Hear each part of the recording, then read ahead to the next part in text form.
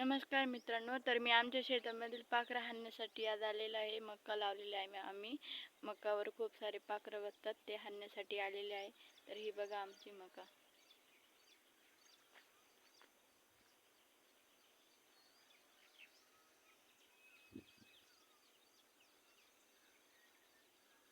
आणि पाऊस येईल असं वाटतंय आज.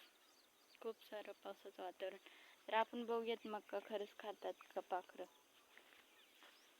हे बघा, हे जे आहे ते पाखरांनीच खाल्लेलं आहे. हे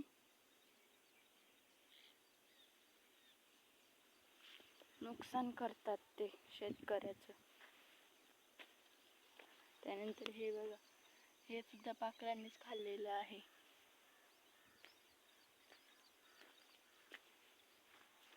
मग तुम्हाला पण असं काम दिले का घरच्यांनी कधी, ते सांगा मला कमेंटमध्ये.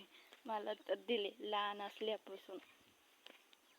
जेव्हा जेव्हा पण शेतात मका किंवा भुईमूग लावतात, मला ते कामच देतात, हे पाखरं हाणायचं. म्हणजे जोपर्यंत मका 4-5 पानापर्यंत येत नाही तोवर हाणावंच लागतात, नाही तर ते पाखरं अख्खं नुकसान करतात.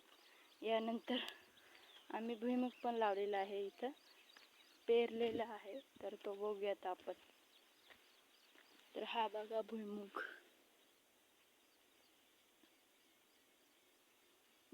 आहे हा.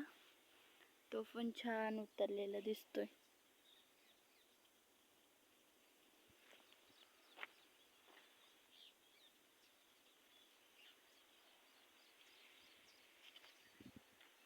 इकडं गिनी आहे.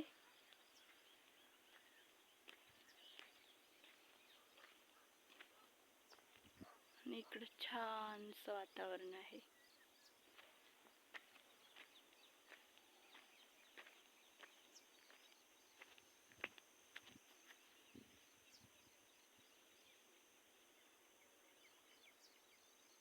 तर कसं वाटलं तुम्हाला हे वातावरण, मला नक्की सांगा कमेंट करून.